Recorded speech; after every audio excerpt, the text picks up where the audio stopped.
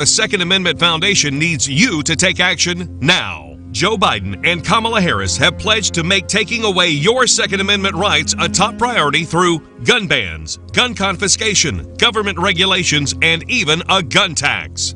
They have aligned themselves with anti-gun activists like billionaire Michael Bloomberg and appoint radicals like Beto O'Rourke as the anti-gun czar. The fight begins now with your text of Protect 2A to 474747.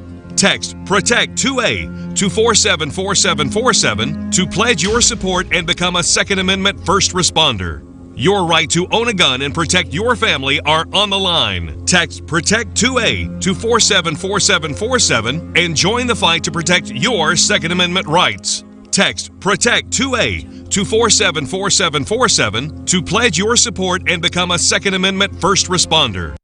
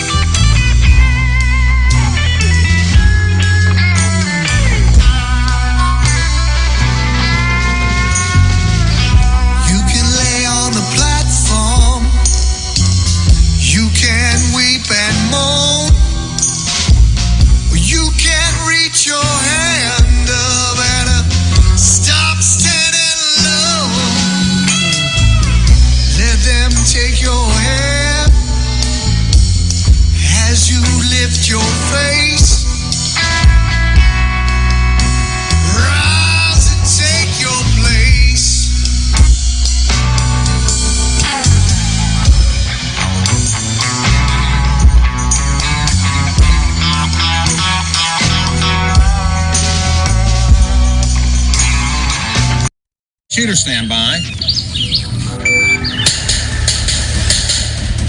You hit the radio bullseye.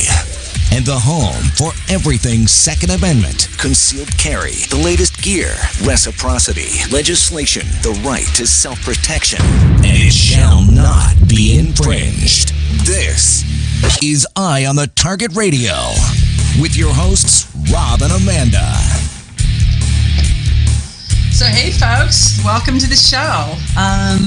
There's been so much stuff going on that, we typically start our show with what did we do that is Second Amendment related? What did we do that was gun related? What did we do that was somehow involved in the sport?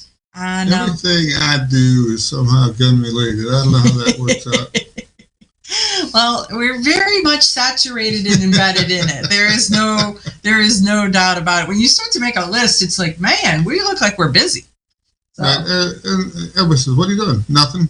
But yet I'm I'm busy. I'm doing a lot of it. I'm busy. I'm extremely busy with that nothing that I'm doing.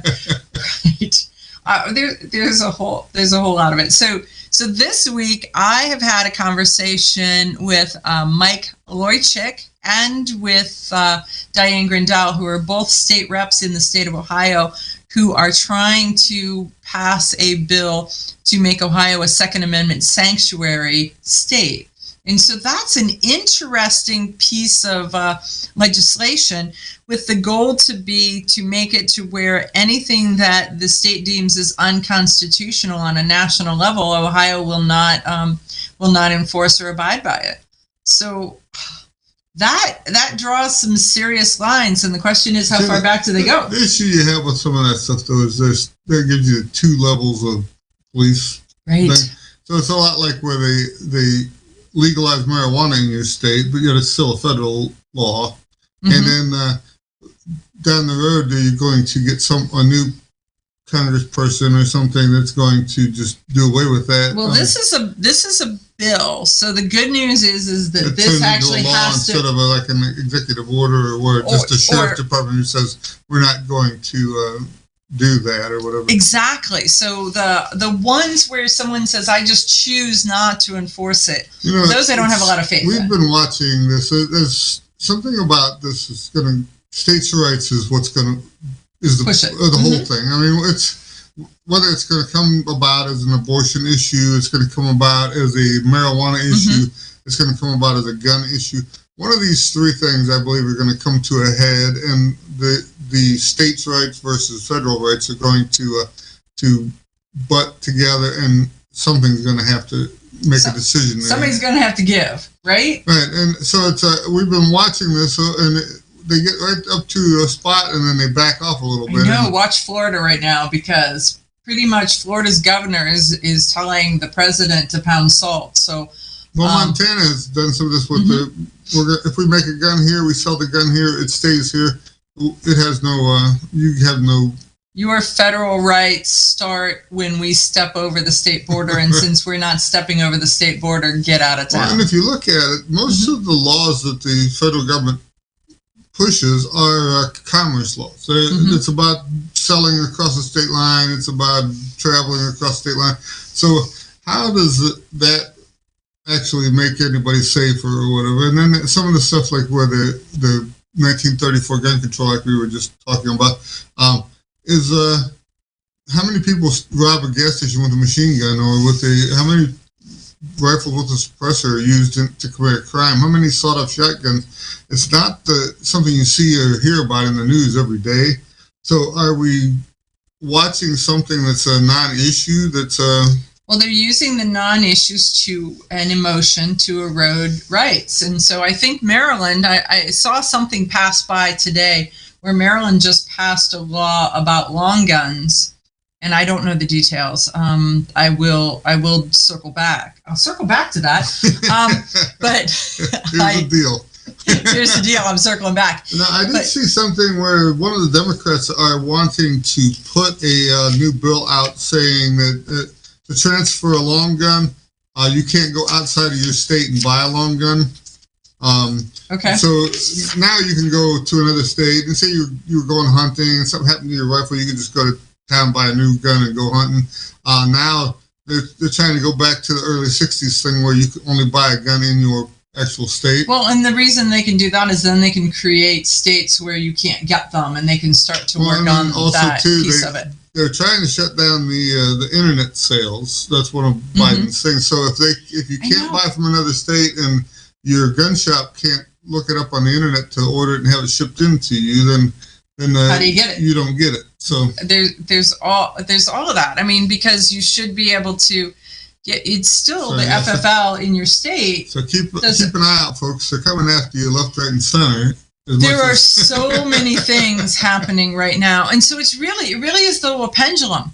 Because when you look at it, there's things like constitutional carry that's happening all over the place. There's Second Amendment sanctuaries in states and cities and all of that. Somebody's statement is HR 127 is one of the worst bills ever written. Well, stay tuned. Today in this show, we're going to talk about it on a couple different levels. So you're gonna get some opinion. We're pulling in some experts to talk about House Bill 127 because it really is. But there's some pieces of it. There's no good pieces of it, but there's some things associated with it that really tie back to. I don't believe it'll ever be passed in the way that it's written, but I think that they are trying to normalize that so that they can pick out pieces of it. Well, it's if you ask for everything and then you take a little bit of it, compromise. It makes it look like you're reasonable gun control, compromise. But there's another thing. If we look at it from the federal side, that they're attack, they're coming after you stuff. On the state side, you'll see each different state is doing something different that would push back, stop, push back. Either it's trying to block what federal stuff is, or give you some leeway in carrying concealed or open or something like this. So pay attention, and not only do you have to deal with your local politicians, but also the federal ones. Exactly. And so you want to, this morning, Rob and I were at the Second Amendment breakfast for our county Republican Party. And doing nothing. Actually, I was speaking. Rob was having breakfast, but eating a giant pancake. But it was pretty interesting. So part of the conversation was talking about what can I do? What can you do? What can each of us do? And part of it is making sure that your elected officials from the state level on up know where you stand. Because when they say that 45% of Americans own guns. Well, then the thing about that, it doesn't sound like nearly enough people, 45%. Well, except 24% of Americans are under 18 years old, so they don't own guns. So when you then say if 45% of all Americans own guns and 24% of all Americans are under the age of 18, how many adults own guns? And the number is in the mid 60s. So it's in the 60% range of Americans that own guns. But how many people also won't tell you that they own a gun? Well, they're going to great pains to not have it on paperwork or. And I'm not telling you. Yes. Right. It's my secret, and I'm not telling you. And I'm not telling you. So that's how many people it's my secret, and I'm not telling you. And the other part is how many households does he have a gun, and she's like, I don't need to own one because he's got one or two or whatever. So on the record, he's the gun owner and she's not. But all I have to do is say, please, may I have one, right? And then I've got one of his. That's the piece of that. So I have to say that in the last week and a half, I have heard the term Overton window 3 times. And so I have to say that I have not looked it up to know exactly what the backstory is on the Overton window. But I'm going to guarantee you that next week we're going to talk about the Overton window and what that is. Because if I don't know it, not that I know everything, but if I don't know it and it's being referenced this many times, I'm sure that there's a bunch of you who don't know what's the backstory, who is Overton, why is he talking about a window, what's happening with that. But it really is they're trying to normalize something. They're trying to change your opinion by slowly eroding into it to where it normalizes for you. That's my perception of the definition of the Overton window. But we'll talk about that a little bit more tomorrow or next week. So, okay, you got a minute. Well, I was going to say, the other day we were talking about a bill that the ATF had opened up and asked for questions, and they got such a response that they pulled it down. Right. California opened the same type of window about bear hunting, and they got so many people responded, they pulled their stuff. So by you writing letters and calling, and it makes a difference, and they're actually paying attention. Somebody there is paying attention. Well, they need to. I mean, when they tried to outlaw bear hunting for the feel-good thing, have you ever had a bear that tore into your trash? Have you ever had a bear tear into your house? Have you ever had a bear try to get in your car or in your house while you're in it? It gets pretty darned exciting. And so if you just make it to where nobody can stop the bears, pretty soon the bears own the neighborhood, and you're just there hoping that they don't come while you're sleeping. Well, I was trying to point out that by calling your congressman, it might make a difference more than the worry about a bear. No, I think it's all together, though, because they wanted to do it as a feel-good, and you guys have common sense and know that the bear is going to be a problem, so you did something. The bear's not going to feel good. Okay, you ask yourself, who is this Realize Firearms Awareness Coalition, and what do? Realize Firearms Awareness Coalition is a not-for-profit group based in Portage County, registered as a 501c3 and organized to educate about the historical intent of the Second Amendment to the Constitution of the United States of America, to share knowledge, to enable citizens to accurately relate and defend aspects of the U.S. Constitution, to enhance public awareness and support for responsible gun ownership, and to emphasize firearms education for women who facilitate the transmittal of constitutional awareness and gun ownership to succeeding generations. How do they intend to do that? By talking to you all and having you talk back, by hosting educational summits and events. So tune in, listen, and participate. RealizeFAC.com. Your front door, your car, your gun.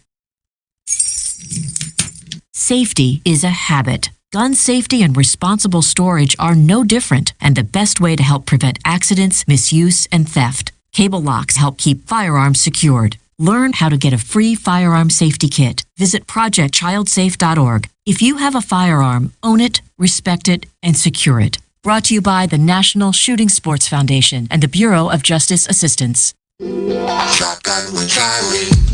I'm Charlie Cook from Writing Shotgun with Charlie.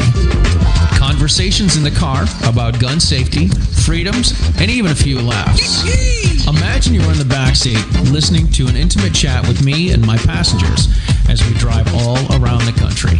Listen, watch, and subscribe to the Writing Shotgun with Charlie YouTube channel and podcast.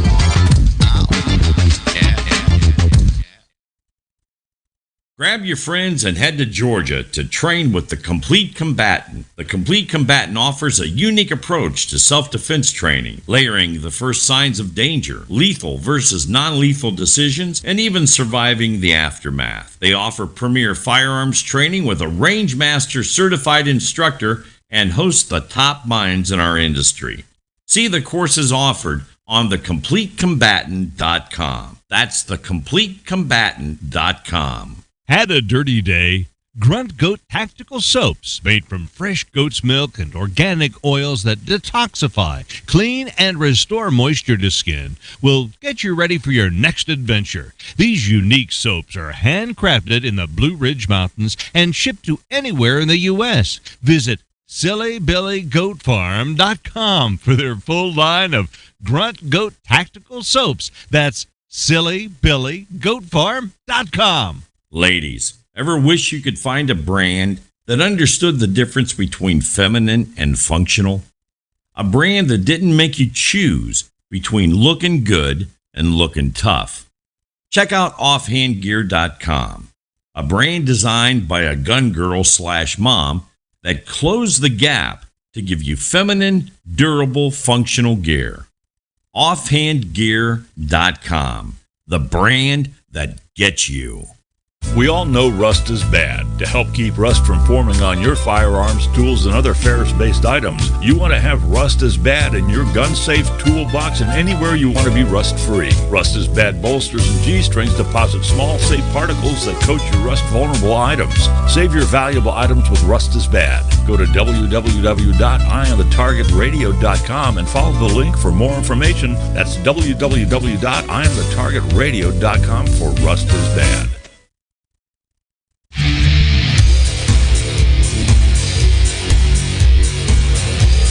Okay, we're back, and we're going to talk about the history. And so this is our history section. And the thing that's going to come up this time is we're talking about Colt and the history of Colt and what happened, what was announced this week, which is CZ.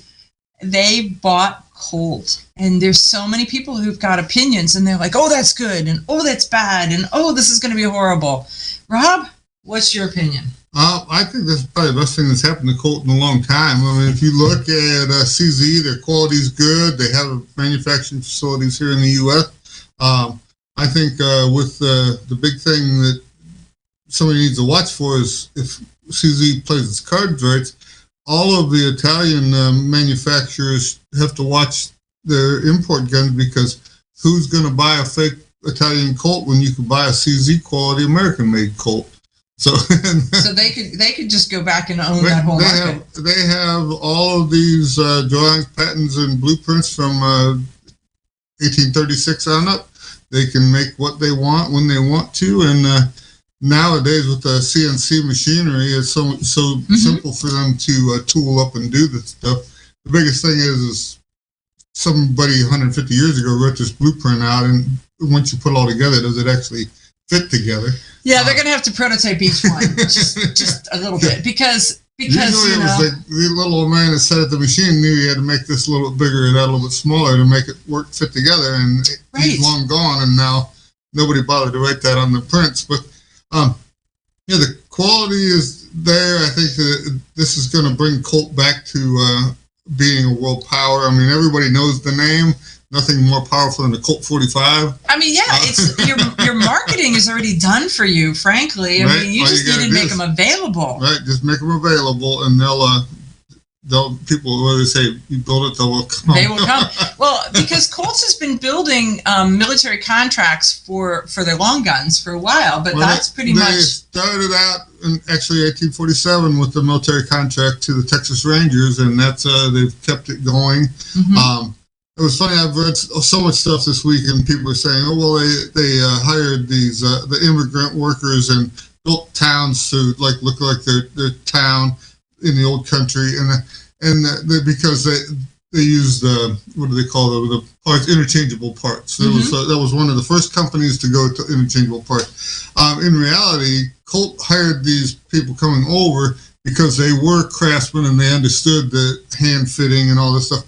And he had to find us quality revolvers in the world at that time. Right, and he did build them towns because they needed places to live, and so he was expanding. And he needed engravers. He got the best engravers in the world to come, and he built them in an area where they could live, and it looked just like their home back home. Mm-hmm. And if he needed woodworkers, he would get the guys who were the best in the world at woodworking, and build them a work area also. He understood what was going on.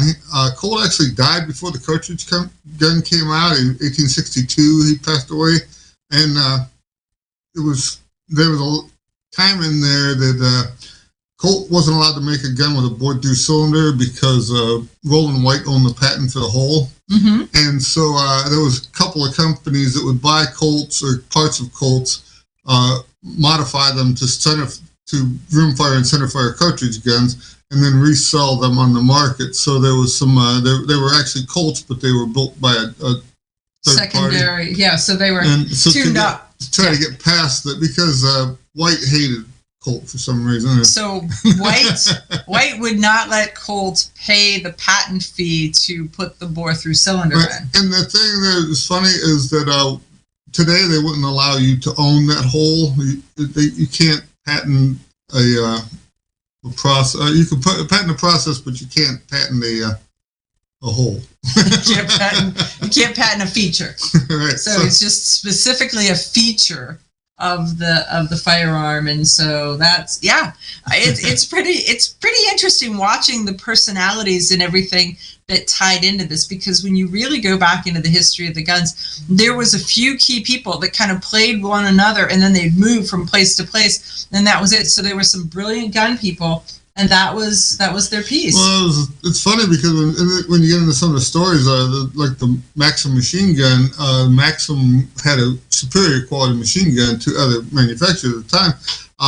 One of the other guys that was a salesman for the other company would mess with his machine gun, put dud bullets in the belt or whatever, and so Maxim's gun would never finish in the thing. So Maxim ended up hiring that guy to sell Maxim guns so that he'd stop doing it. Just stop it. Stop sabotaging me. So yeah, he just hired a guy to work for him. Your choice is either hire him or kill him. Right? So. You've got to eliminate the competition in some manner, and so he chose the legal way. Right, but there's a lot of things about this. I think that this is a good deal. You might want to think about getting some CZ stock right now, because it's probably cheaper than it's going to be in a long time. Oh, that's an absolutely interesting point. And like I said, they have a factory in Kansas right now. Colt has a factory in New England. So are they going to stay there? Are they going to build a new one somewhere else? We don't know. They're spending a lot of money right now, and I think that it's good for Colt in the long run. Yeah, so they had said that as of Thursday, CZ shares had closed up at 360 crowns. That helps you, right? I'm not sure how. I'm not sure. So okay, it was a number. It was some number, because I don't find out what a crown converts to dollars. It's pretty simple. Or you could just look up CZG on the New York Stock Exchange, and then you'll know exactly what it is. Because it's really funny, because the article that we are quoting from is a Reuters article, and you never quite know where they're being written from. So who's the people, and where are they coming from? Hopefully they're going to get on. I'd like to have a long-barreled Patterson with the actual loading lever built into the. You're going to have to write him a letter. And an interesting thing, since we're talking history, when Rob was very, very young, he sat down and he wrote letters. Right, to the gun companies with good ideas, what they should have done. Today, you could buy all those guns that I told them about, but... he never gave him any credit. But it was before its time, apparently. But I think you were like 10. So when they got something in a 10-year-old's handwriting, I'm not sure that they took it as... They sent me key fobs and all kinds of date books and all kinds of different things back in the day. They're gonna keep the kid humored. See what happened to him once they humored the little kid. Hey, when we come back, Theresa Inacker from the CNJFO is going to talk to us about mental health. Grab your friends and head to Georgia to train with the Complete Combatant. The Complete Combatant offers a unique approach to self-defense training, layering the first signs of danger, lethal versus non-lethal decisions, and even surviving the aftermath. They offer premier firearms training with a range master certified instructor and host the top minds in our industry. See the courses offered on thecompletecombatant.com. That's thecompletecombatant.com. Had a dirty day? Grunt Goat Tactical Soaps, made from fresh goat's milk and organic oils that detoxify, clean, and restore moisture to skin, will get you ready for your next adventure. These unique soaps are handcrafted in the Blue Ridge Mountains and shipped to anywhere in the U.S. Visit SillyBillyGoatFarm.com for their full line of Grunt Goat Tactical Soaps. That's SillyBillyGoatFarm.com. Okay, you ask yourself, who is this Realize Firearms Awareness Coalition, and what do they do? Realize Firearms Awareness Coalition is a not-for-profit group based in Portage County, registered as a 501c3, and organized to educate about the historical intent of the Second Amendment to the Constitution of the United States of America. to share knowledge, to enable citizens to accurately relate and defend aspects of the U.S. Constitution, to enhance public awareness and support for responsible gun ownership, and to emphasize firearms education for women who facilitate the transmittal of constitutional awareness and gun ownership to succeeding generations. How do they intend to do that? By talking to you all and having you talk back, by hosting educational summits and events. So tune in, listen, and participate. RealizeFAC.com. This is Cheryl Todd of Gun Freedom Radio, and I am proud to join Amanda Suffolcool and all the 50 women, one from each state, in our grassroots efforts to protect the Second Amendment as delegates of the DC Project. Grassroots organizations like the DC Project run on donations, so please consider donating to our GoFundMe/DC Project to keep the promise of freedom alive. Shotgun with Charlie. I'm Charlie Cook from Riding Shotgun with Charlie. Conversations in the car about gun safety, freedoms, and even a few laughs. Imagine you're in the back seat listening to an intimate chat with me and my passengers as we drive all around the country. Listen, watch, and subscribe to the Riding Shotgun with Charlie YouTube channel and podcast. Ladies, ever wish you could find a brand that understood the difference between feminine and functional? A brand that didn't make you choose between looking good and looking tough. Check out offhandgear.com, a brand designed by a gun girl / mom that closed the gap to give you feminine, durable, functional gear. Offhandgear.com, the brand that gets you.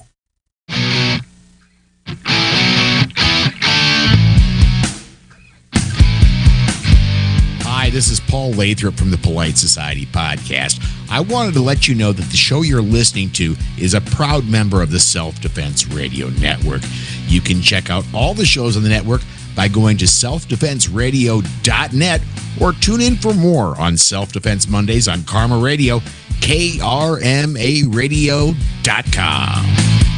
This is Dan Perkins with your songs and stories for soldiers, Veterans Tip of the Day. If you're a veteran with a disability, are you interested in a program that could give you a free home? Homes for Our Troops is a privately funded 501c3 nonprofit organization that builds and donates specially adapted custom homes nationwide for severely injured post 9/11 veterans to enable them to rebuild their lives. These homes restore some of the freedom and independence our veterans sacrificed while defending our country and enable them to focus on their family and recovery. Since its inception in 2004, nearly 90 cents of every dollar has gone directly to the program to serve veterans. HFOT builds these homes where the veterans choose to live and continues its relationship with the veterans after the home delivery to assist them in rebuilding their lives. For more information, go to their website, www.hfotusa.org, and see if you can qualify for the home of your dreams. This has been your Songs and Stories for Soldiers, Veterans Tip of the Day.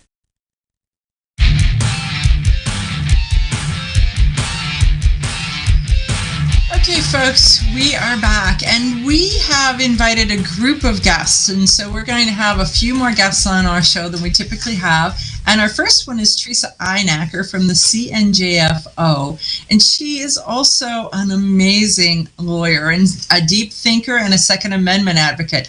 And so we asked her to come on and talk about a section of HR 127 that really is the part about the mental health and the mental health aspects and the mental health checks and the checking with your neighbors and checking with your spouses and checking with your all of that. And so we're going to talk to her about what could possibly go wrong with that as a process. So hey, Theresa, thanks for joining us on Eye on the Target Radio. Hello, thank you for having me. Oh, no problem at all. You're like one of our favorite guests. Oh, thank you. You guys are my favorite too. Love your show. Thanks. So tell me, I messaged you going, look, let's talk a little bit about this mental health stuff. And you were like, oh, I've got examples. I've got scenarios. So start walking our folks through what they need to be thinking about on a law that talks about mental health exams being mandatory for all gun owners. Right. So in HR 127, there's a proposal that you would have to submit to a psychological examination to determine your mental fitness to own firearms. And that would include submitting to an examination at the will of the Attorney General. Okay, so they'll probably choose anti-gun psychologists to conduct these examinations to begin with. Excuse me, but they also would interview perhaps your family members, your spouse, and maybe even your ex-spouse. And many people do find that problematic. As you grow older in your adult life, you don't necessarily get along with exactly everyone, and so there may be people that maybe you don't want to opine on your psychological, fitness to own a firearm because that they're out for a little bit of revenge against you. And so people need to fight HR 127, and I'm sure some of your other guests will talk about that. But I wanted to give you two examples in New Jersey of how something similar has been abused, okay? This is really something that is ripe for abuse. And here in New Jersey, we do have an extreme risk protection order. Okay, it was effective September 1st of 2019. And since then, we have seen a couple of instances of abuse. So if you'd like to hear about them, I'd be happy to tell you. I would definitely, because that is what resonates with people, is if they can hear everyday examples of things that not what could happen, but what has happened based on in a community somewhere. Yes. Exactly. So this is not just, a scenario that might happen. This did actually happen in New Jersey. We had an individual here, a retiree. His name is Alfred Conti. It was in the news in New Jersey. He had a little bit of a dispute with one of his physicians. The physician performed a surgery that was not to, didn't help Mr. Conti. And in fact, he felt that it made him feel worse. So he wrote an online review about this physician saying that he didn't do a good job. Okay. Well, the doctor didn't like that. The doctor didn't like that Mr. Conti wrote an online review. And I think it was on Yelp or something like very, it was on something that's very popular and very commonplace. People do this all the time, right? You write a review if you have a bad experience. He did that. The doctor didn't like it. The doctor sued him for defamation. He wanted him to take it down. Mr. Conti wouldn't. The doctor filed suit for defamation. So Mr. Conti was very upset and talked to both the physician and the physician's lawyer on the phone. And it was, it's alleged that Mr. Conti used expletives on the phone. And actually, it came out in court that Mr. Conti threatened to bring the police and the media with him to go see the doctor. So what a threat that is, right? I'm going to bring those are expletives, right? Right. Yes. Right. I'm going to bring the police with me, and I'm going to bring the media with me. Well, maybe the media is a 4-letter word, almost. This is true. That could really be a threat, depending on who you are.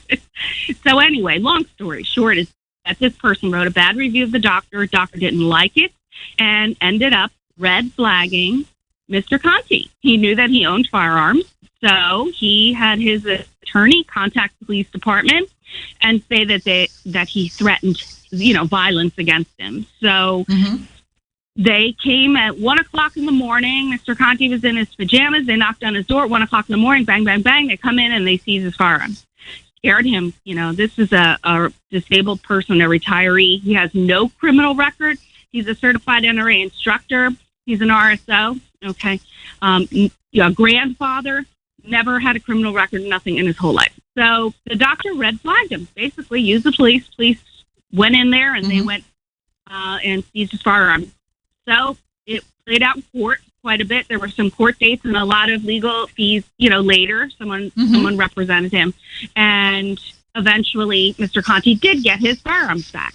And the judge, and this is kind of a surprise because you heard, in New Jersey, it's hard to find a judge that isn't really against gun ownership or Second Amendment. But the judge found that that he had not made any kind of threats of violence, and in fact that they didn't even meet like the minimum standard for evidence, the civil standard called a preponderance of the evidence, that there was a threat. Like, this is what you need when you have to prove a car accident or something. Like, it's that low of a standard, not a criminal standard. So the judge made it very clear they didn't even meet that standard. So that would basically say there was more than a 50% chance that this had happened. The judge found that Conti, he may have used expletives, but no threat was made. He said no threat of bodily harm was made, and there was no evidence to support that he was mentally ill or a threat to himself or anyone else. So Mr. Conti ended up getting his firearms back, but it was very costly for him. His name was in the paper, how many times? And this was all over what? Over a review he wrote about a doctor. So he wrote a review, and so, I mean, and when you start to look at the law bills or the legal bills for a defense like that, you're talking $20,000, $30,000, $40,000 just to be proven that you're right. And so you're never going to be financially whole, even though, okay, congratulations, you're right. You weren't the bad guy. You weren't mentally ill, but hand over all your money. Right. So he's vindicated in court, but how many dollars later? And, there was a GoFundMe for him, and, we tried to push the story out in CNJFO for this individual, but it should caution you. It could silence people. It's called a chilling effect. Do I really, oh, shoot, my neighbor, my dog did a doo-doo on his lawn, and now they're going to red flag me, So it might seem kind of funny, but it really isn't, because these things happen in New Jersey, and they're, what happens here doesn't stay here. So I do have another story for you. Please. Kind of similar. An individual belonged to a homeowners association, and apparently he had a vehicle parked on his property. He was going to work on it, and one of his neighbors didn't like that this vehicle was sitting on the property. And you know how those HOAs can be, right? So, right. A busybody in the neighborhood didn't like it or didn't like this person, and so he saw the opportunity to swat the family. The family was packed into the minivan. The dad is a paramedic, was a paramedic in the community for 25 years, upstanding, no criminal records, lawful firearm owner. He was packed with his family. He was dropping the wife and daughter off at the library, and then he and his son, with special needs, they were going to the range. So they had their firearms and ammunition lawfully stowed as required in New Jersey. Okay, you can't reach it. It has to be locked away or in your truck, somewhere where you can't reach it. And everything was done to the letter. So next thing they know, they're pulling out of the driveway, they're going down the street, and the police come at them and say, hands up, put your hands out the window. The swatted the 911, it was a 911 call. They said that they were waving a gun out the window of their minivan. This is what their neighbor did.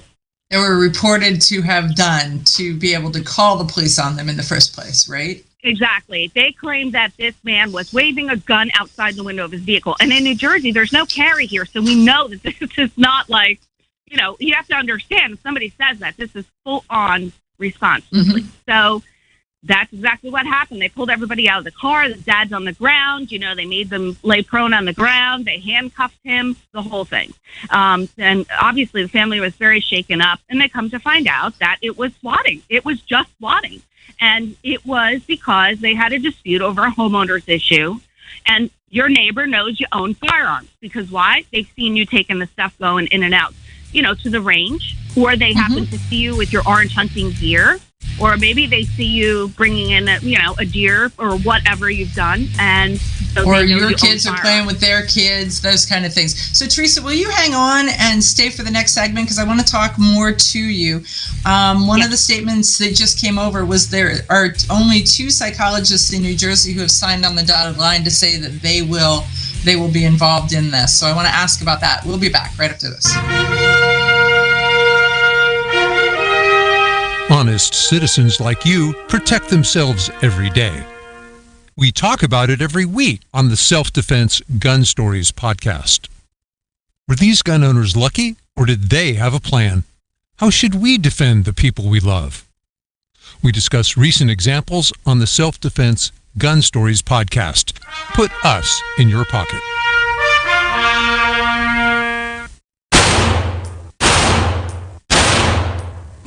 Hi, I'm Janelle Westrom, owner of Davenport Guns and Davenport Shooting Club.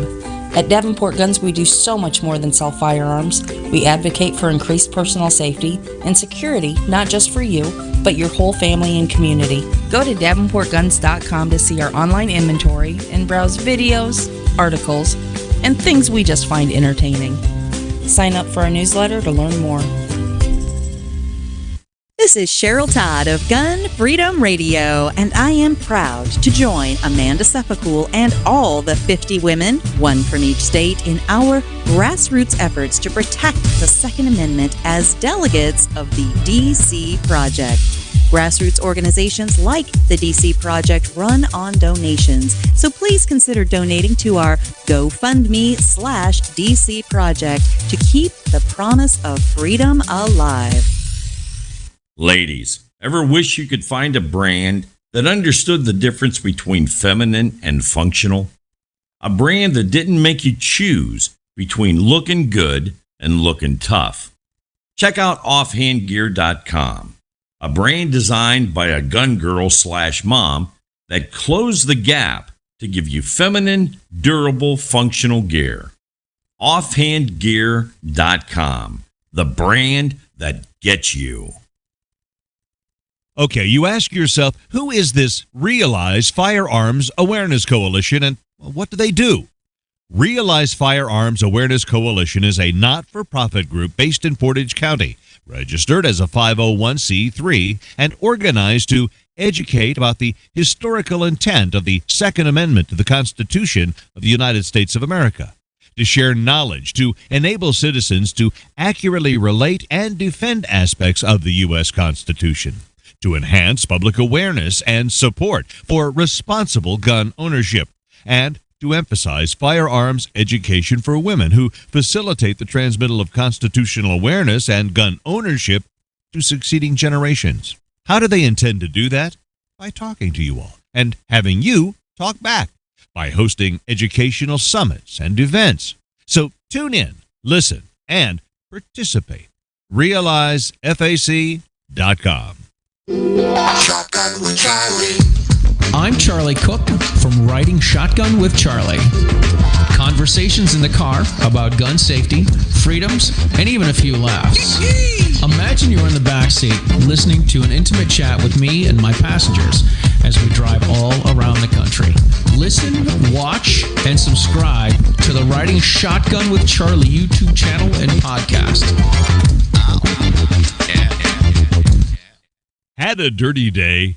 Grunt Goat Tactical Soaps, made from fresh goat's milk and organic oils that detoxify, clean, and restore moisture to skin, will get you ready for your next adventure. These unique soaps are handcrafted in the Blue Ridge Mountains and shipped to anywhere in the U.S. Visit SillyBillyGoatFarm.com for their full line of Grunt Goat Tactical Soaps. That's SillyBillyGoatFarm.com.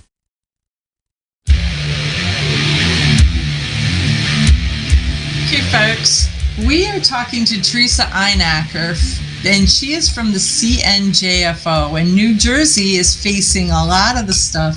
They are already living with a lot of the stuff that is in HR 127 on some small, or maybe even on some big aspect, but it's facing the rest of us. So I asked Theresa to come on because, man, she's a deep thinker, and she's got life experiences that will help us to understand what it is that they are asking for and what they're looking for. So a couple of the different things I want to tell you is that the psychological evaluation, the part that's in HR 127, says that an evaluation is conducted of you by a licensed psychologist approved by the Attorney General. That's the first part. And then it is as deemed necessary. The evaluation could include other members of the household. And as part of the evaluation, they are going to interview any spouse, former spouse, and at least 2 other persons who are members of the family or associates of to further identify what's going on with this individual. So I know, I gasp. I can't even imagine that I'm going to have to say this out loud because but there are people who don't like me. And so what happens if they pick those people? We all know that there are people who war with their neighbors and who fight with their family and who have not talked to their mother or their father or their sister or their brother for years and years for some reason. And all of a sudden they get to choose whether you get to own a gun or not. And then, Theresa, the one I want to toss out and I want us to talk about a little bit is what about spouses, ex-spouses, victims of domestic violence? I mean, if somebody is a victim of domestic violence, but they're not yet willing to walk away, or they're not yet willing to tell anybody, and yet they're thinking, I need to defend myself, and my spouse who beats me up gets to decide whether or not I get a gun? This is overreach. Where does it say anywhere? Where in any culture does someone else have an opinion or a right to their subjective opinion over my right, my individual right? This is ridiculous beyond belief. I mean, it's even beyond shall not be infringed, right? So I agree that it's overreach to the utmost level. But we actually have had something similar here in New Jersey. In some towns, they would actually send a letter to your spouse. They still do this, and they'll send a letter to your employer and say, this person has applied for a firearms ID, purchase ID card. Do you have an opinion on that? And it's like, well, first of all, why would my employer have an opinion on that? Who says that I need to clear this with my employer? And also with your spouse, they would send a spousal letter. What if the spouse said no? What if, who cares? It really has no, there's no say-so. I really think that this is a huge problem in our culture and our society. Everyone thinks they have a say-so over my rights, and they don't. They really, truly don't. And, you have to stand your ground because people will essentially bully you. And that's what they'd like to do. But in New Jersey, we've had to fight back this concept where they wanted to do a home visit to check your environment. This is one of the bills. We always have, 100 bills pending at a time against us, anti-gun bills. And someone came up with the idea that, a home visit should be conducted. So you tell me, you're going to invite the government into your home to what? So that someone else who's anti-gun can see if you're suitable or not to have to own a firearm. So we have had some ridiculous measures that we've had to beat back. They wanted to put an indication on our driver's licenses. They wanted to kind of combine it with our firearms purchase ID card. So, okay, so let's say I go to the gym and I have to show my driver's license. Now they know that I'm a gun owner and I'm not at home because I'm at the gym. So now someone's going to come to my house. And there's, a further public aspect in HR 127 where this list of all of us and everything that we own would be available to the public, by the way. I don't know if you know that. So that's another concern for domestic violence, victims that, oh, great, now my stalker, knows where I live or, that sort of thing, or knows that I'm armed, or, hey, they know I'm not there because they know that I go to work 9 to 5 every day. So they could break into my house and steal my firearms. Especially in a state of New Jersey, you can't carry it with you, so it's going to be at home, okay? So there are really some major concerns, and I don't know if they are intended consequences or if they are unintended consequences, but this really needs to be hashed out, and we need to fight back desperately because the psychological evaluations will turn into home visits, will turn into every Tom, Dick, and Harry having an opinion over your individual right. And it almost leaves you speechless. Never speechless, but I'm getting there with this one. I'm never speechless, but I mean, okay, so let's talk about the home visit for a minute. I mean, because we don't want the government in our house. We really don't, for so many reasons. What happens if you are a recreational marijuana grower? Okay. What happens if your dog doesn't have a license? what happens if you've got a car in the garage that you didn't buy a sticker for?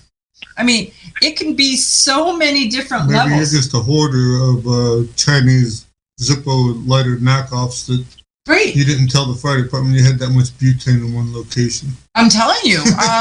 Yeah, I'm just going right now through work about the fact that I've got to tell the fire department how many batteries we've got, and because they want to know how much battery acid is in one place. And so it's that kind of a thing. So if somebody's decided that they're going to build their own solar and battery banks, do they have to report that?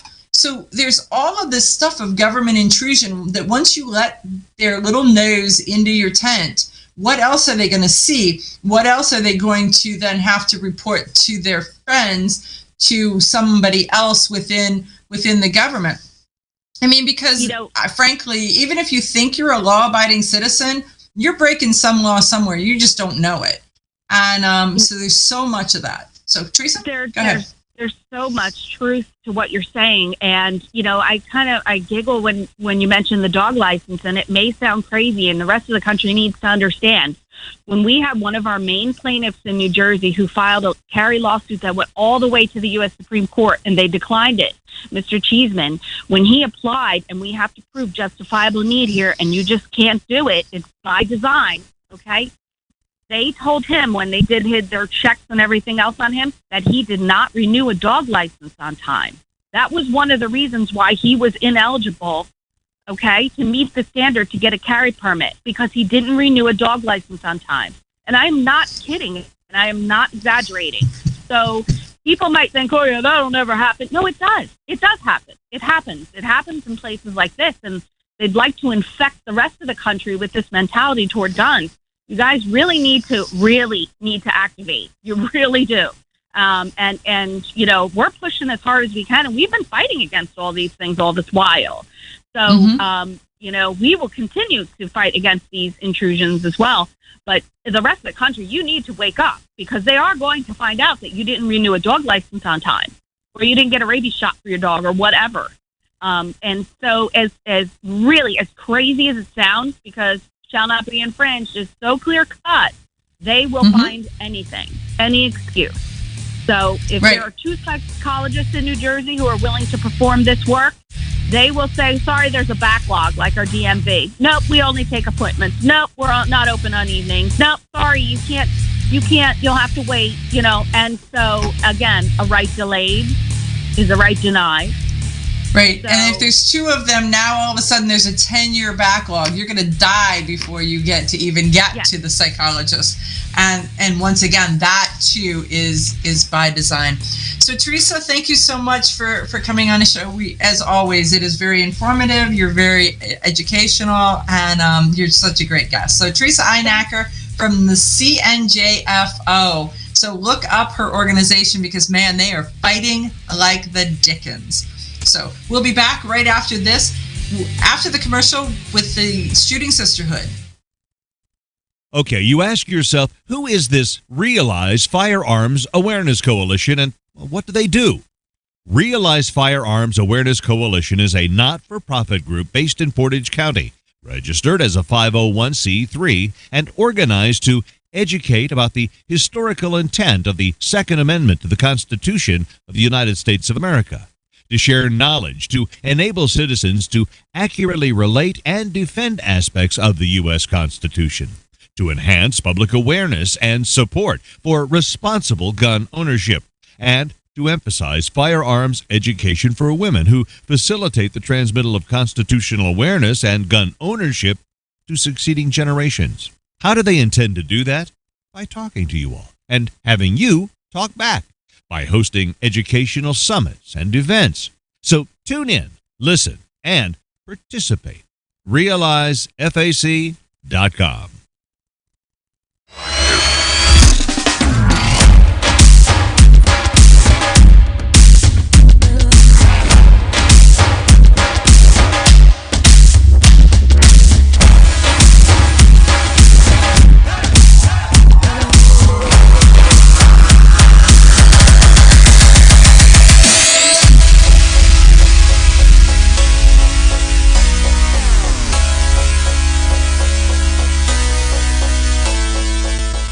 Your Second Amendment rights are under attack like no other time in history, and the Second Amendment Foundation needs you to take action now. Joe Biden and Kamala Harris have pledged to make taking away your Second Amendment rights a top priority through gun bans, gun confiscation, government regulations, and even a gun tax.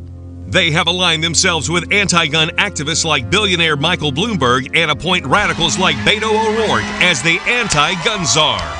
The fight begins now with your text of Protect 2A to 474747. Text Protect 2A to 474747 to pledge your support and become a Second Amendment first responder. Your right to own a gun and protect your family are on the line. Text Protect 2A to 474747 and join the fight to protect your Second Amendment rights. Text Protect 2A to 474747 to pledge your support and become a Second Amendment first responder.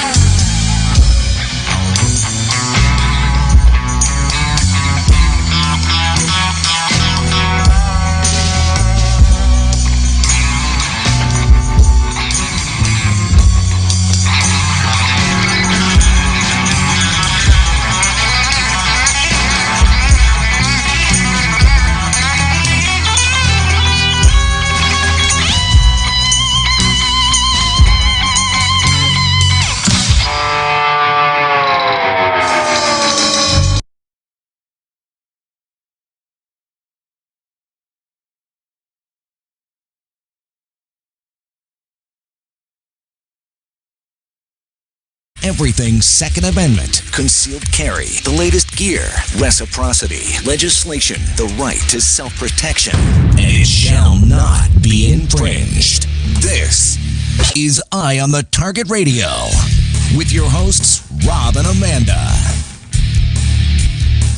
Okay, folks, we are back, and we are back with our show that we are talking about HR 127. And with us, we have Dee Page, and Dee Page is part of a group called the Shooting Sisterhood.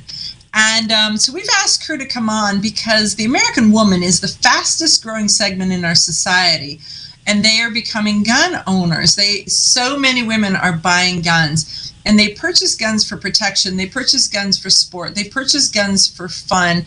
And right now, they're reading about HR 127. And so I've asked Dee to come on. The Shooting Sisterhood is a Facebook group that is 9,000 women strong. And they talk about everything Second Amendment issue related. And so, hey, Dee, thanks for joining us on Eye on the Target Radio. Thanks, Amanda. I'm glad to be here. Oh, I'm so glad that finally I've got you on the show. And so for those of you who are watching on TV, Dee and Tina are both in the picture. And so you get to see both of them. Dee is closer to me as you're looking at the pictures. The shorter one. Okay. Okay, that I didn't want to say that. I didn't know if you noticed. Okay, so let's talk a little bit about the Shooting Sisterhood in generalities of what is this group and why did you and Tina create it? Well, Tina is the founder of it, and she caught me by surprise one afternoon, and she said, "Hey, I'm thinking about doing this. Will you help me out?" So I said, "Sure." Never did either of us think that it would grow this large this quickly. So the Shooting Sisterhood is just that. It's a Facebook group. It's a private group. Ladies can join. We vet every lady that comes in there. We do have over 9,000 women, and we don't let our page, our group, get inundated with selling merchandise, with selling items. We also make sure that political posts are, if there are any, they are very, very much contained to only the Second Amendment, because we don't want our group to get wayside, set out by the side. So what we do is we stress education, we stress safety. So ladies that are in there are from brand new shooters to instructors to business owners, gun store owners, and various other people. I think you're in there also, Amanda, aren't you? It's one of my favorite groups. Right. So we really work on setting an example for those new shooters and trying to show the ladies that there's something else out there. It's not, you don't have to be afraid to shoot. You don't only shoot for self-defense. You shoot for fun as well. We have 3-gunner shooters in there. We have competitive shooters. There's not a question that is asked that doesn't get a dozen or more responses for answers. We have a very wonderful group, and we have a lot of people that joined us from the very beginning. So there's 4 of us that are admins on that page, and we work tirelessly to keep it straight and keep on the straight and narrow, if you will. Right. It's a very well-run group, and so it's very enjoyable to come in there. And it's because you get to ask questions, you get to talk about achievements, you get to see other people's accomplishments and achievements and their questions about this gun or that gun and all of those types of things. But what specifically are you hearing right now of their concerns on House Bill 127? Oh my gosh. Where do we start? People are afraid that they're going to have their guns taken away. It's a very big possibility that may happen, and it's all up to all of us to stand and fight. What that means, not not necessarily standing at our front door with our rifles, but standing up to our legislators, and we have to do that. And so we do have some talk in there about that. They're concerned from every standpoint of it. There's so many little nooks and crannies in 127. So, I mean, it's a mess. It's an absolute mess. And I think that one of the things, in my opinion, about 127 that is really almost an anti-woman type of thing is this whole thing where your information gets shared, which means, I mean, because women are more often victimized by stalkers and domestic violence and family members who intend to do you harm, spouses that don't necessarily think as kindly about you once they become an ex-spouse. And so this bill is filled with things that will make you a victim.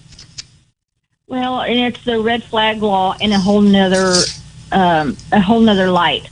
So yes, if this passes, they can first they're gonna have us take 24-hour class, safety class, but then they're going to request that we take a psychological evaluation, and then possibly even our whole family, and then possibly even our ex-spouses.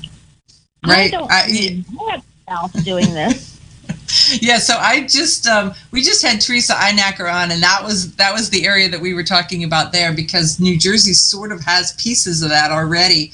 And so she was talking about what's coming to a city near you based on New Jersey's experiences. And so that's really a big issue. But the other is there's so many little things tucked into here that they're going to limit magazine capacities. They're going to restrict certain guns. They're going to make it so you can't have this or you can't have that. And so there is what other pieces of this are female focused that you saw, Rob, when you're reading over it? Well, some stuff like they can't loan you a gun or ammunition.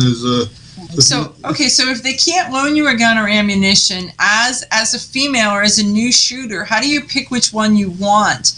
Because you've got to try them, and so you go to ranges and you rent them, and you talk to your friends and you borrow one, or you go to the range and there's 3 of you and a box full of guns because you want to test out, do you like this one better than that one? But if you can't borrow a gun, you can't try a gun. You have to buy it and then decide you hate it. And then you end up with the financial loss associated with, well, that one wasn't for me, so now I'm going to take a hit and buy a different one. Well, there's some other stuff like for military guns with the adjustable stocks and stuff like this, where the M4 stock works so well because if your arms are shorter, you can just click it down 1 or 2 clicks and so they're going to restrict or limit that? Right. So the adjustableness of, and that's one of the beauties of the AR platform is the fact that it's like a transformer, so it does so many things for women because we come in all shapes and sizes. And so there's times when you want to feature adjust your gun to suit you. So sorry, I'll let you talk, Dee. As an instructor, I loan guns all the time, and this will be something that I won't be able to do anymore. As an instructor, I like adjustable stocks for that same reason, because I don't know if I'm going to have a 6-foot tall man or woman or a 5-foot, man or woman that has what I T-Rex arms, and we need to adjust for that. I also teach children, so adjustable stocks are very helpful to that as well. Excuse me. So how dare you teach gun safety to children? We can't have that. They have other laws for that. Right. So that we have to start at our youth and teach them that guns are not dangerous in the hands of law-abiding, trained individuals. And until we get to where we can do that, we're just fighting an uphill battle. We really are, because there's a spot where it makes it very easy for somebody to teach in the schools that guns are bad.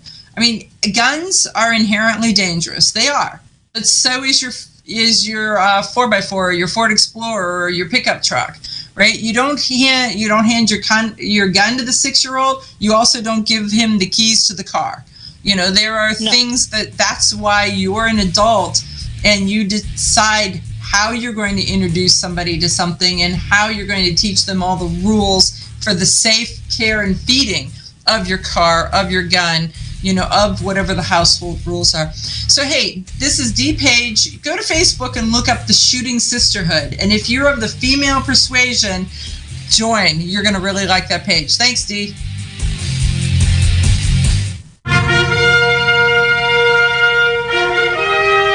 Honest citizens like you protect themselves every day. We talk about it every week on the Self-Defense Gun Stories podcast. Were these gun owners lucky, or did they have a plan? How should we defend the people we love?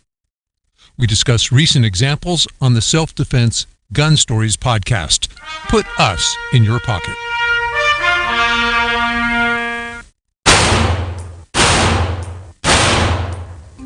Hi, I'm Janelle Westrom, owner of Davenport Guns and Davenport Shooting Club. At Davenport Guns, we do so much more than sell firearms.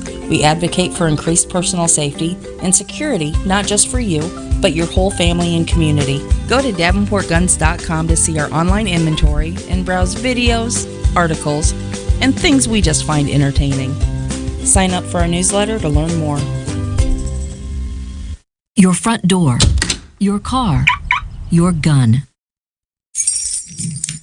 Safety is a habit. Gun safety and responsible storage are no different, and the best way to help prevent accidents, misuse, and theft. Cable locks help keep firearms secured. Learn how to get a free firearm safety kit. Visit projectchildsafe.org. If you have a firearm, own it, respect it, and secure it. Brought to you by the National Shooting Sports Foundation and the Bureau of Justice Assistance.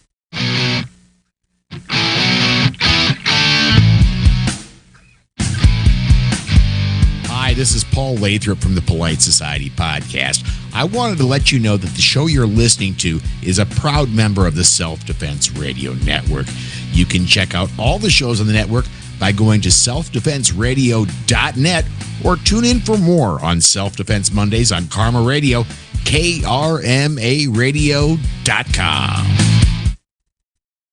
This is Cheryl Todd of Gun Freedom Radio, and I am proud to join Amanda Suffolk and all the 50 women, one from each state, in our grassroots efforts to protect the Second Amendment as delegates of the DC Project. Grassroots organizations like the DC Project run on donations, so please consider donating to our GoFundMe/DC Project to keep the promise of freedom alive. Had a dirty day? Grunt Goat Tactical Soaps, made from fresh goat's milk and organic oils that detoxify, clean, and restore moisture to skin, will get you ready for your next adventure. These unique soaps are handcrafted in the Blue Ridge Mountains and shipped to anywhere in the U.S. Visit SillyBillyGoatFarm.com for their full line of Grunt Goat Tactical Soaps. That's SillyBillyGoatFarm.com. Ladies, ever wish you could find a brand that understood the difference between feminine and functional? A brand that didn't make you choose between looking good and looking tough. Check out offhandgear.com, a brand designed by a gun girl/mom that closed the gap to give you feminine, durable, functional gear. Offhandgear.com, the brand that gets you. We all know rust is bad. To help keep rust from forming on your firearms, tools, and other ferrous-based items, you want to have Rust is Bad in your gun-safe toolbox and anywhere you want to be rust-free. Rust is Bad bolsters and G-strings deposit small, safe particles that coat your rust-vulnerable items. Save your valuable items with Rust is Bad. Go to www.IamTheTargetRadio.com and follow the link for more information. That's www.IamTheTargetRadio.com for Rust is Bad.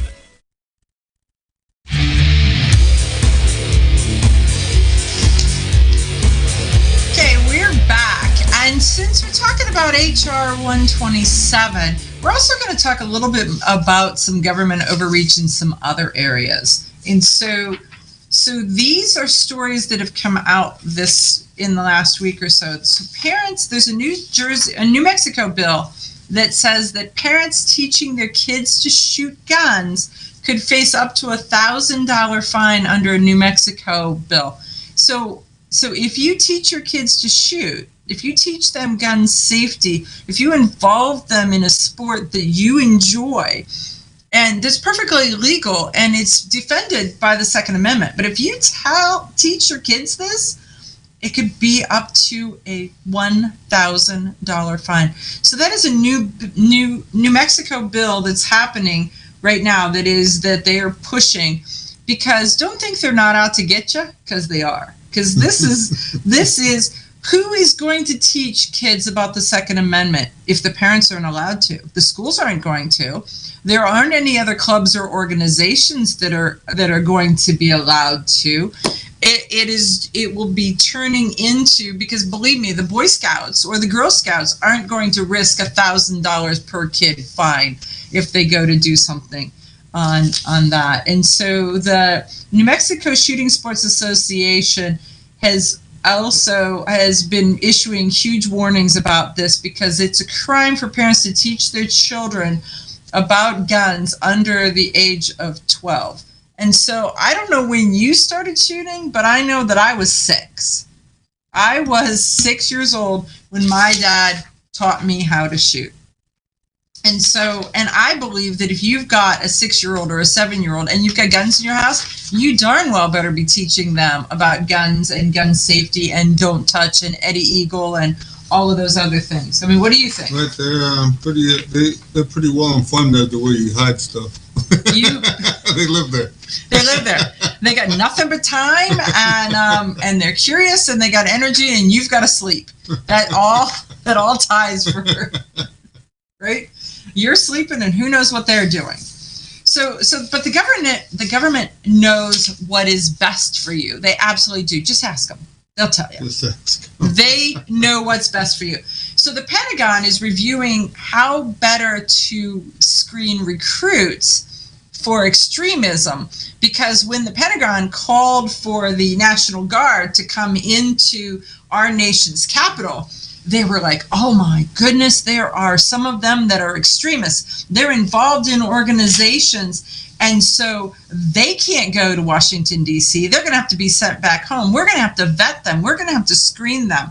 We're going to look to see if they're part of the Proud Boys or the Three Percenters or the Oath Keepers, or if they follow Pepe the Frog or Q, or gasp, if they're a member of the NRA. Those are all things that they have been looking for, and to see if somebody is an extremist. And so they're redefining extremism to the fact that it includes the participation in a rally, organizing a group, getting a group's tattoo, fundraising for that group, or distributing materials, including posting online. Well, let me tell you, there's some organizations that have some pretty funny memes that I feel like I've just got to share. So if I share that, then I'm distributing their material. I don't know who made the darn thing in the first place. It just hit my funny bone. So sometimes I don't know what the hidden meaning behind it is, but right. It was like, wait, I didn't get that from it. It was funny in my head, anyhow. Right. It's like, wait. I have to tell you, folks, there are times when I call him and I'm like, get that off your page. The more you know. Because there's stuff, I'm like, get that off your page. Do you know what that means? Get it off there. You can't say that. So, I mean, I don't want the government telling me that what I can't say, but I sure tell him periodically what he can and cannot say, right? Because he needs a keeper. He needs a short leash.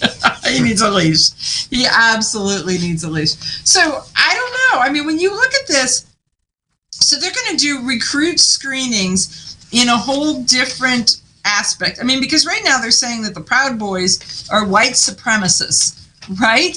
So if they're white supremacists, yet the leaders of the Proud Boys, they're not white. So how does this work? How does this work? So David Wilcox says, what else are they going to screen? Speech, religion, freedom of assembly. Yeah, and I'm wearing a mask. So I think that they've already done all of that, because as soon as they stopped President Trump from Twitter, when they blocked him, when they started to block all these other people from being able to go to Twitter, when we saw last week when we were talking to the BCDL and they took down their Facebook page, and then they took down their leader's Facebook page, and then MailChimp took down their ability to send emails, you're being controlled, and they are taking away your freedom to do things in this aspect. And it's not just, oh, well, somebody has the right to not do business with you. I get it. But when it's all like boom, boom, boom, boom, that means it's a plan. It's a coordinated attack to silence you and to shut you up. So why do they want to shut us up? How about the fact that they are missing 10 pounds of plastic explosives from Southern California, the Marine Corps is, and they don't want to tell us where. They don't want to tell us why. They don't want to say anything about it. They can tell you is it needs a detonator to actually operate, and it does not it doesn't go bad. So it has a indefinite shelf life. Okay. So 1 pound, it is 1.34 times as powerful as TNT. So this is C4 that's missing. And 1 pound is powerful enough to destroy a car or a truck, is what the expert told Channel 10 News. But they're missing 10 pounds of it. So out of respect for the investigation process, they do not comment or confirm details.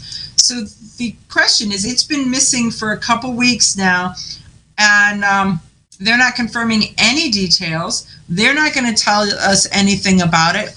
We're never going to hear anything. Well, it was last seen in California. That's the only thing they can tell you. Hey there, pick up the rug, because I'm sweeping this under it, right? You get the corner over there, because I got to get a big broom to sweep this under the rug. But that is that's all the stuff that's going on, because they're going to do HR 127, and they're going to take care of you, because the government knows what is best for all of us. And man, but when we come back, we're going to have Beth Walker on. Beth Walker is a DC Project Indiana State Representative, and she has done a whole lot of research on HR 127, and we're going to get her opinion. Once again, we'll be back right after this.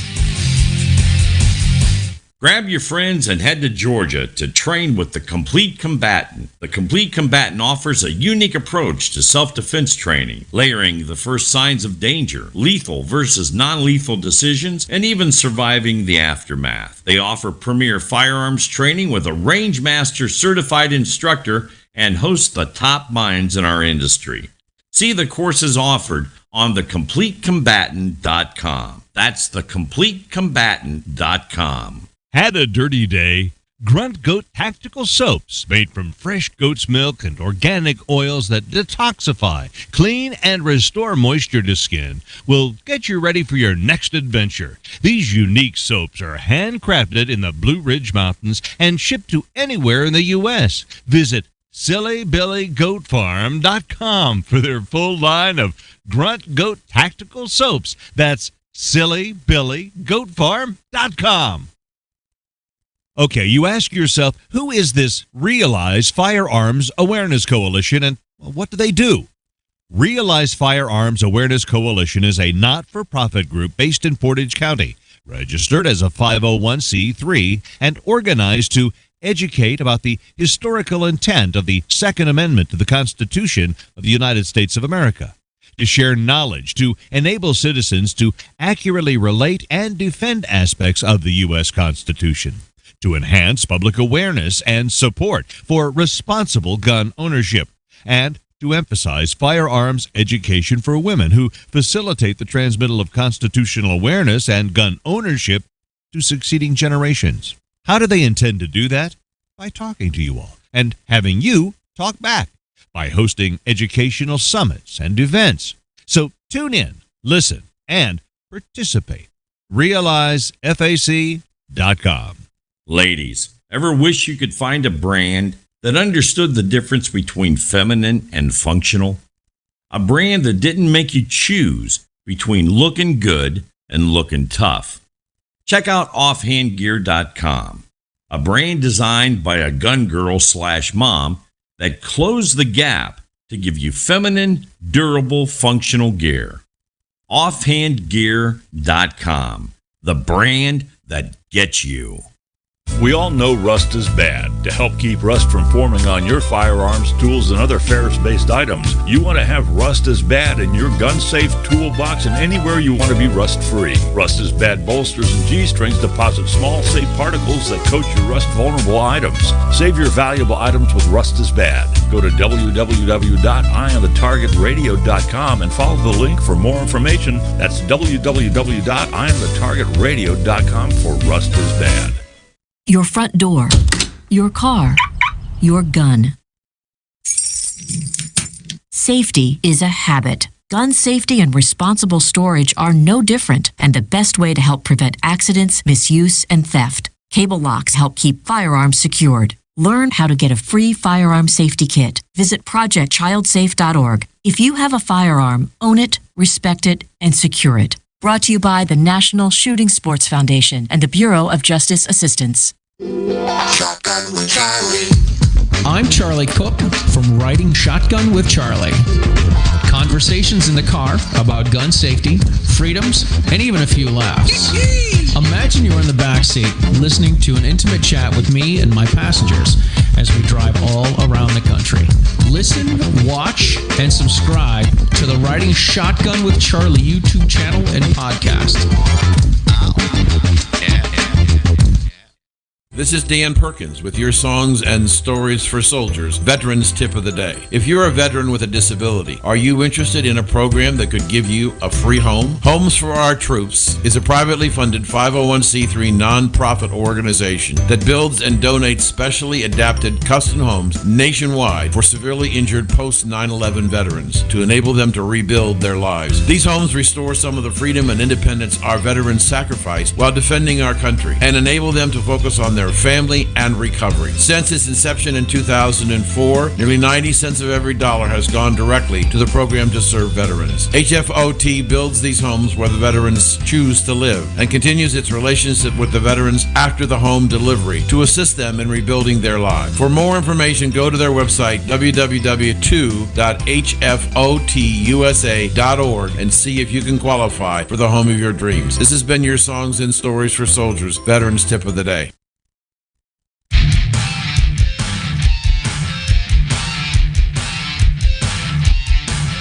Folks, we are back, and with us in this segment we have Beth Walker.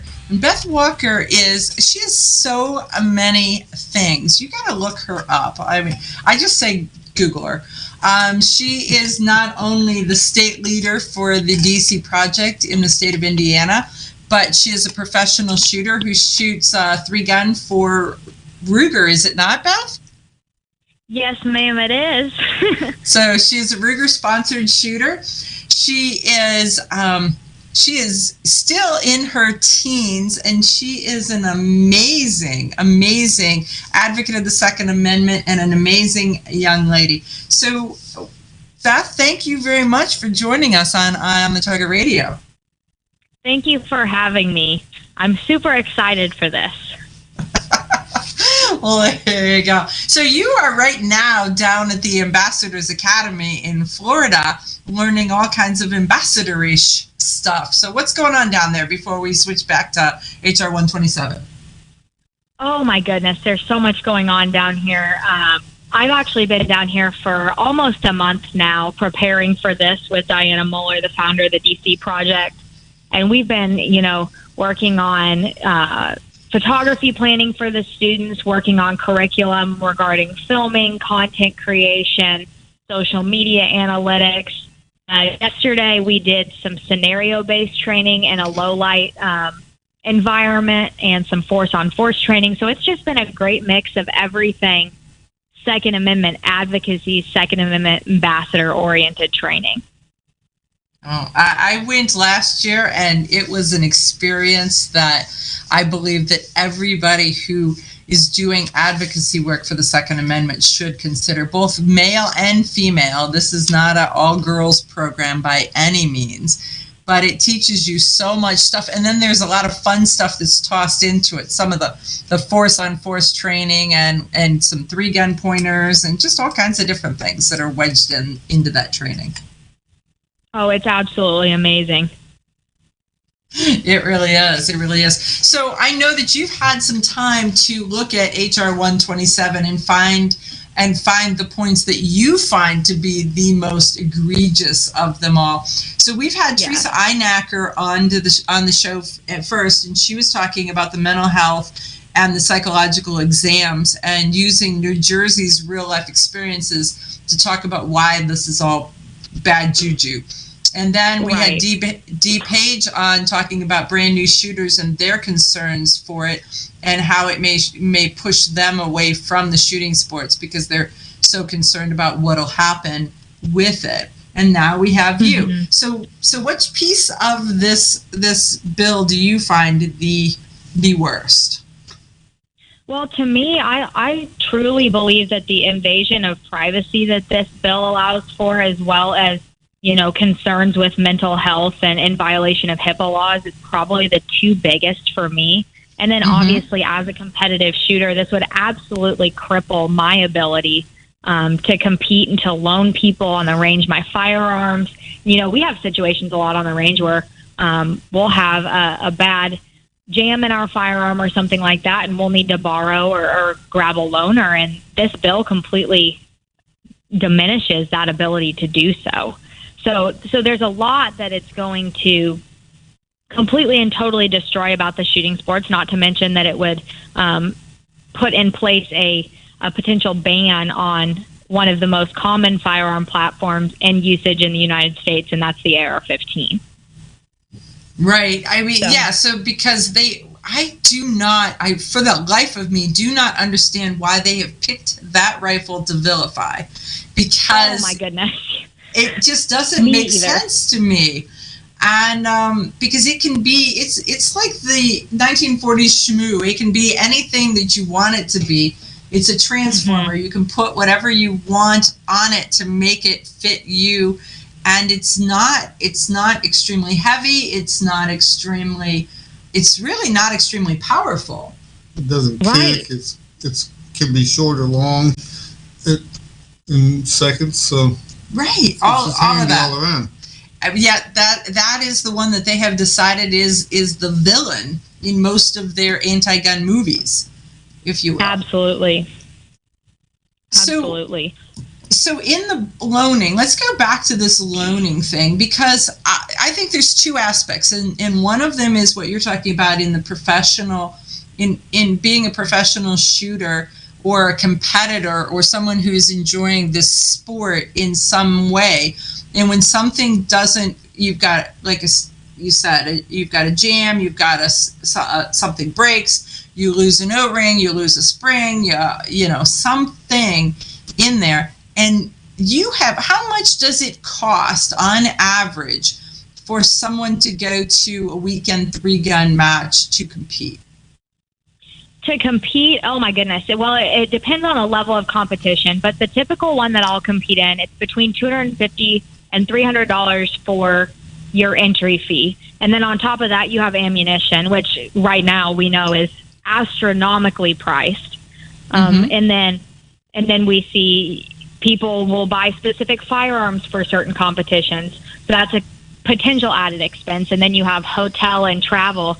And I don't have any matches personally that are what we call major matches, the big national level matches that are less than 6 hours away from me. So I'm looking at least a 6-hour trip for almost each and every competition that I attend. And then, hotel fees and driving back and forth to the range. So it can cost, around between $1,000 and $2,000 for me to compete in a typical match. Okay, so you get there, you do all your stuff, you get 3/4 of the way through it, and your gun fails to perform. You're done. Yes. That's it. Yeah, you're out. Done. So that's the hard part about. Sorry, you go ahead. No, I think we're going to exactly the same place. So take the lead. Well, that's the absolutely ridiculous part about this bill is that it negates any, sporting aspects of what I do or where I compete. Self-defense is a whole nother conversation that we could have. But from the competition standpoint, I mean, you're looking at people that they're contributing to local economies and they're helping these towns flourish when you have 200 to 300 competitors, plus sometimes their family members going and visiting those small businesses and the local restaurants and all of that.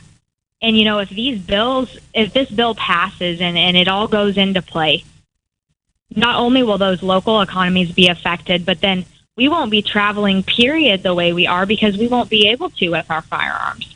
And so, if one of those firearms goes down, which according to this bill, we wouldn't even be able to use those specific platforms in competition anymore.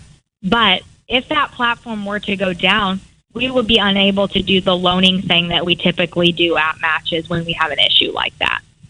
Mm-hmm. Well, I just got a note that came over the screen that says, Beth, you need to run for office. So that, that every conservative woman, if they ran for office, we wouldn't have these problems. So, oh, yeah. Well, I agree with that. So there you go. Beth for Congress. But no, as you read this, it gets worse and worse. So let's talk a little bit about, if they pass the law. The real threat isn't, are they going to pass it today? The real threat is when are they going to pass it? When are they going to get us so used to it that we stop paying attention?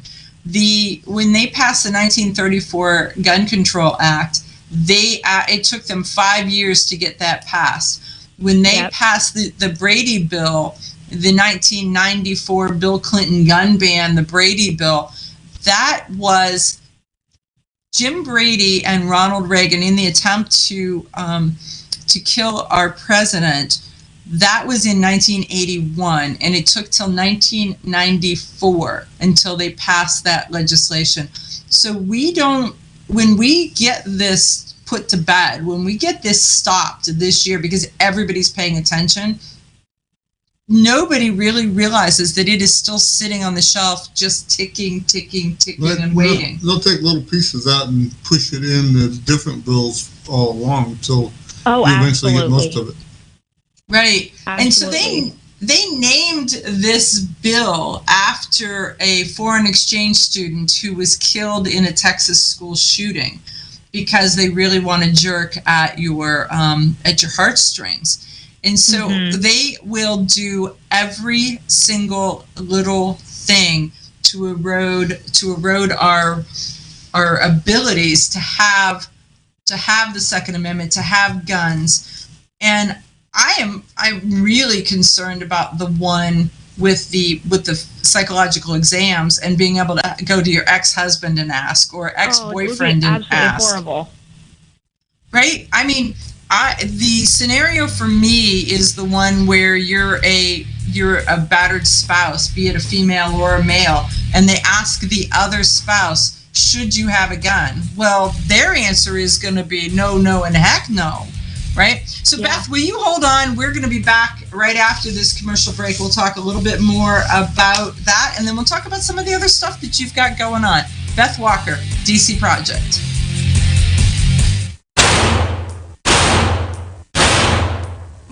Hi, I'm Janelle Westrom, owner of Davenport Guns and Davenport Shooting Club. At Davenport Guns, we do so much more than sell firearms. We advocate for increased personal safety and security, not just for you, but your whole family and community. Go to davenportguns.com to see our online inventory and browse videos, articles, and things we just find entertaining. Sign up for our newsletter to learn more.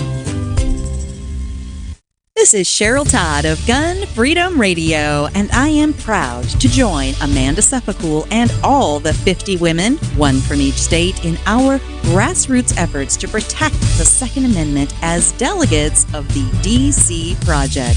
Grassroots organizations like the DC Project run on donations, so please consider donating to our GoFundMe/DC Project to keep the promise of freedom alive. Ladies, ever wish you could find a brand that understood the difference between feminine and functional? A brand that didn't make you choose between looking good and looking tough. Check out offhandgear.com, a brand designed by a gun girl / mom that closed the gap to give you feminine, durable, functional gear. Offhandgear.com, the brand that gets you. We all know rust is bad. To help keep rust from forming on your firearms, tools, and other ferrous-based items, you want to have Rust is Bad in your gun-safe toolbox and anywhere you want to be rust-free. Rust is Bad bolsters and G-strings deposit small, safe particles that coat your rust-vulnerable items. Save your valuable items with Rust is Bad. Go to www.IamTheTargetRadio.com and follow the link for more information. That's www.IamTheTargetRadio.com for Rust is Bad. Okay, you ask yourself, who is this Realize Firearms Awareness Coalition, and what do they do?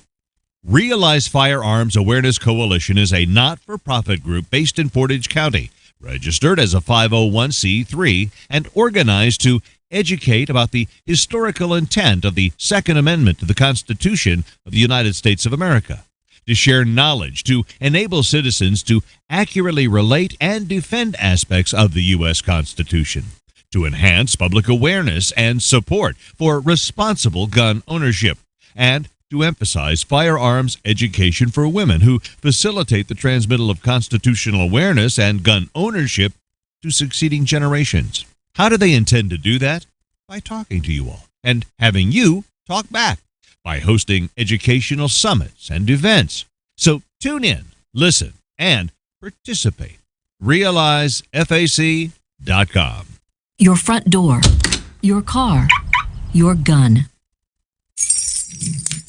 Safety is a habit. Gun safety and responsible storage are no different, and the best way to help prevent accidents, misuse, and theft. Cable locks help keep firearms secured. Learn how to get a free firearm safety kit. Visit projectchildsafe.org. If you have a firearm, own it, respect it, and secure it. Brought to you by the National Shooting Sports Foundation and the Bureau of Justice Assistance. Grab your friends and head to Georgia to train with the Complete Combatant. The Complete Combatant offers a unique approach to self-defense training, layering the first signs of danger, lethal versus non-lethal decisions, and even surviving the aftermath. They offer premier firearms training with a range master certified instructor and host the top minds in our industry.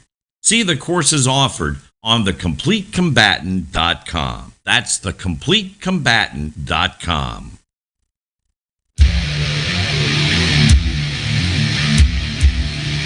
Okay, we are back, and we are back with Beth Walker. So she is the leader of DC Project Indiana. She's a professional 3-gun shooter. She's a professional shooter who shoots for Ruger as a sponsored shooter. She is involved in the leadership of the DC Project, and overall she is just an absolute amazing Second Amendment advocate. And so we had called her and asked her to come on to talk about House Bill 127 and her impact or her thoughts on it and the different pieces of it. So Beth, let's start back up with talking about the database. And they want a database of all firearms registered. So gun registration and then a database for it, right? Right. That's what they're talking about. And something that, Diana Muller always reminds us of, and we're reminded of throughout history, is that these registrations always lead to confiscation. So it's just a matter of time before the confiscation comes afterwards. Yeah, and it really does, because there's a couple levels to the registration. So first you register it, then they decide that they don't like this feature or that feature, and so they start to pick out different things that, you can't have this. We'll just slice off a little bit of this piece, and then you can't have that, and we'll slice off a little bit of that. First they came for bump stocks, right? And then and then they came for black rifles, and then they came for and they'll start to do that. But the other part is now it's in a database, gun owners. So if I were a computer savvy wannabe owner of something that you currently own, I could be looking it up by what you own and then figuring out where you are, because the database is also going to have your information. I'm going to figure out who you are, where you live, where it is, and plan how I can have it without you even getting a say. That's another facet of all of this, is that they will have all of your information. And part of the mandate on all of this is that there's going to be storage laws. And the federal government will need to know how your firearm's stored, and then have notice if it gets ever loaned to anyone else or ever transported from the home. And there's all of these little facets that go along with the registration that most people don't know about, that they need to be made aware of. Right, because maybe you don't store it in a way that is sufficient or suitable to. Correct. A couple of years ago, one of my dad's friends in Canada, they have a law, like a storage law, where you had to have a pressure pad in front of your safe and the safe, and then nobody in Canada sold that pressure pad. So that was one way they could keep you from applying for the law, because you couldn't buy that particular. You couldn't buy a feature that they told you had to have in order to be able to do it. So because you can't get that, it's sort of like government. So there's these pieces. So they're not, they're not restricting your Second Amendment rights. Really, we're going to restrict the pressure pads and the gun safes and all of the other pieces that go into it. I mean, we've seen states that have had registration and then they decide to eliminate this feature, that feature. I mean, we've heard the stories of California where they refuse to look at new guns to consider them for ownership. So you see a box, you buy a gun, it says California compliant or not California compliant, because Californians they don't treat them like they are the rest of free America. They're like 7 years old because they've never updated their list of what they can have. Yeah. So we can't say it doesn't happen, because it does happen, and it is happening. Absolutely. There was also a guy in the UK who he applied and he had a double-barrel shotgun. He kept it in the safe. Well, somehow he'd give his mother the combination to the safe, and that forfeited his right to own the gun. So they actually come and confiscated his gun and stuff, because he told his 93-year-old mother that what the combination of the safe was. So it's not nearly as secure because mom's going to do something with that. Right. Okay. Then we start to talk about civil liability insurance. So you have to own insurance to prove that you're not going to do something bad with a gun, that they've already done a psychological exam to prove that you're not going to do anything bad with the gun. They've already made sure that you've got it locked up so nothing bad's going to happen with it. But in case all of those fail-safes happen or fail to happen, you're going to have civil liability insurance. And tell me, do you think that's going to be affordable? Well, it's looking like it would be an $800 a year cost, and thinking about low income or lower middle class families, you have these $800 insurance you're going to have to pay for. There's going to be licensing fees. There's going to be increased taxes. That's already something that we can be sure is going to be happening. And then on top of that, there's talk of having to be a yearly fee paid on each and every firearm you own, or if you want to own something like what right now we have suppressors, you have to pay for that tax stamp. So those are all extra costs that add up. And for lower income communities and lower middle class communities, we are going to see a harsh decrease in firearms ownership if something like this passes and sticks around. And that's what's so sad, is you're rendering these vulnerable communities that are in already some dangerous areas, dangerous situations, you're rendering those people completely defenseless. Right. Well, and there's going to be a lot of people who are just squeaky cheap who say, I'd rather not have a gun because all of these fees. And then things will happen to where they wish they had it on the day that they needed it, but they had made a financial decision instead to say, no, I think I can live without it, until they find out that they can't live without exactly. it.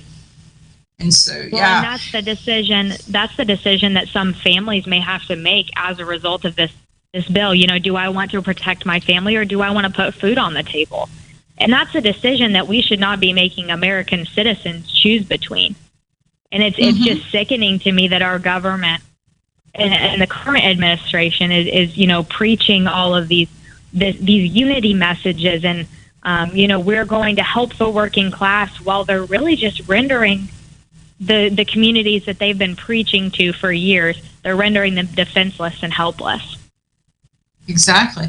I mean, because part of the bill says the Attorney General shall make the contents of the database of all the stuff you own that they are forcing you to register accessible to all members of the public. So you don't even have to be a hacker.